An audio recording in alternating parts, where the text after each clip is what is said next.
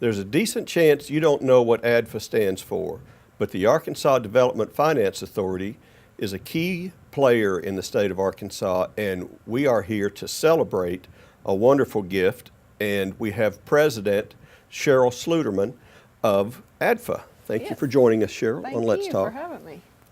Tell us a little bit. First of all, we had a big party today. We announced the first Veterans Village in Northeast Arkansas, and possibly the entire state. I'm not sure yet. That's correct. But you and your department granted Jonesboro $1.58 million.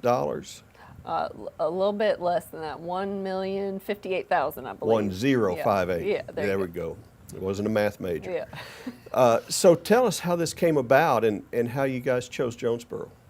So we put out a NOFA, or a Notice of Funds Availability, for the National Housing Trust Fund, and we had 3 applicants, Jonesboro being one of those, and the hard work of Mayor Perrin and his staff in working with us to try to overcome any of the rules in that in those procedures of the National Housing Trust Fund.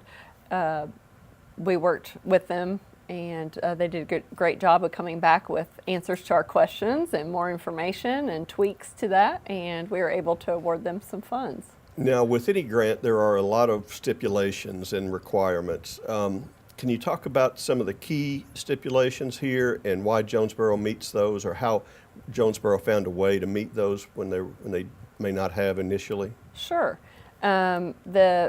We had written the application so that it had to be awarded for extremely low-income veterans. Extremely low income is actually a technical term, which means below or at 30% of area median income. So it did meet that. There were some noise issues due to a fairly close railroad that the city had to overcome, which they did very creatively, so we were pleased with that. And it also had to be new construction. And it's going to be, we had some wonderful partners.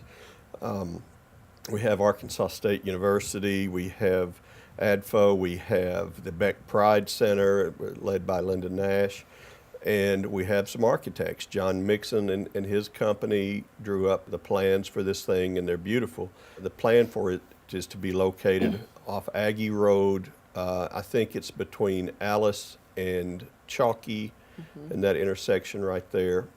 But when you guys give out the grant, what stands out about what the need in Jonesboro? Is it the region? Because I know this is not a Jonesboro specific problem.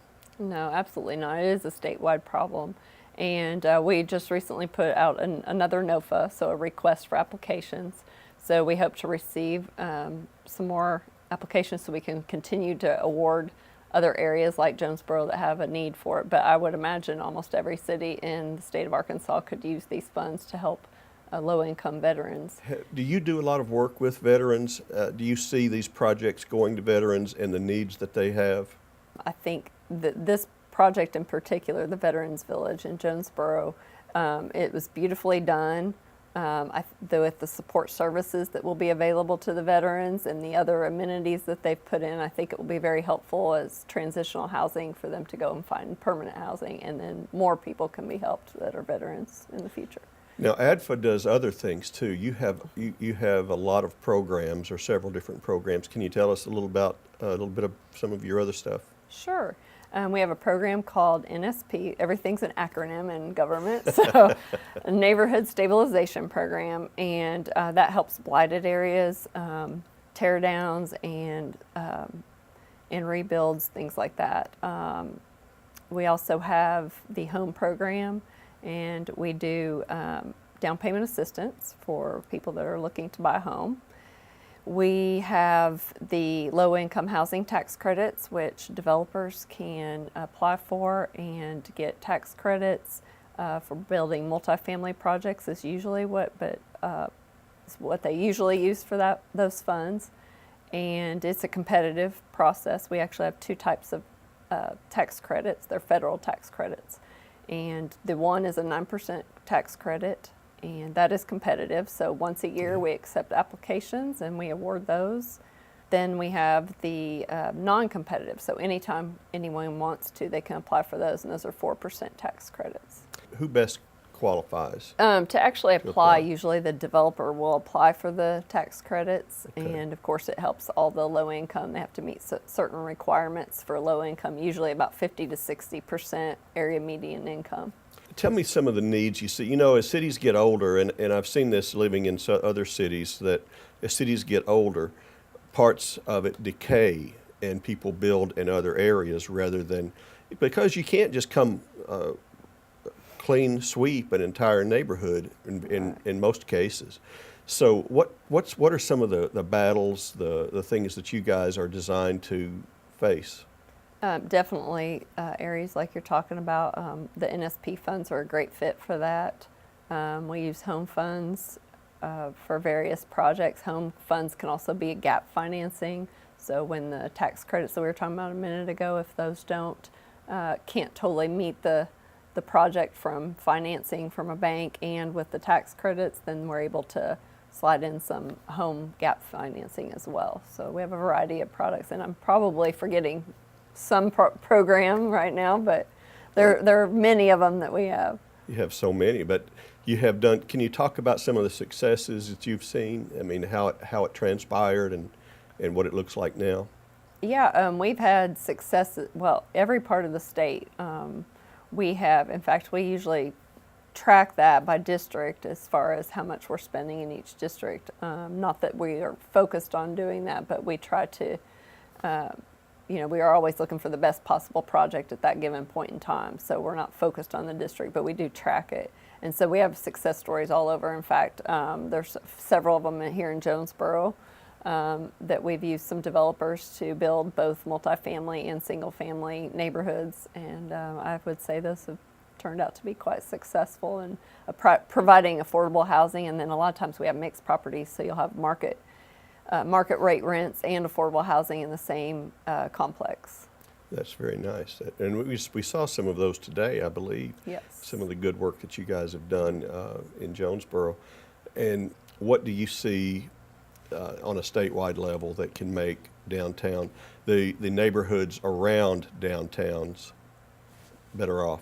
Yeah, I think, well, the Veterans Village, I think, is a great example Yeah. of collaboration. So getting the private industry, the public entities involved to bring all their efforts together, because I think it does pay off for all those parties in the long run. So if you can get them together at the beginning to help with these areas, I think it pays off. And even I would even say if you can get some charities and not-for-profit groups, so state government, federal government, all these other entities, developers, to come together for a common purpose, I think that's when it really pays off and your dollar goes a lot further. So, who do we need to advocate to make sure that these funds continue to be available? I would say they are federal funds, specifically the home programs, the tax credits aren't exactly funds, it's a credit, and then the National Housing Trust Fund. Those are all federal, so I would say talk to your senators and see if they can't, continue to provide those funds. Yeah, in the because future. that's what we really need in Jonesboro. Because, and like I said, a lot of the cities that I've lived in have a cool downtown, but then you have a degree of blight before you get to the residential suburbs or whatever that have been put around them. And I think what you guys do goes a long way into recovering some of that near downtown area. Definitely. Well, I appreciate you taking the time to visit with us on Yeah. Let's Talk today, Cheryl. Well, thank you. I appreciate it. She's Cheryl Schluterman, and she is president of ADFA, which is not the Arkansas Department of anything. It's Arkansas Development Finance Authority. And they have just given Jonesboro $1 million to build a Veterans Village. Thank you so much, Cheryl. Thank you very much. Thank you.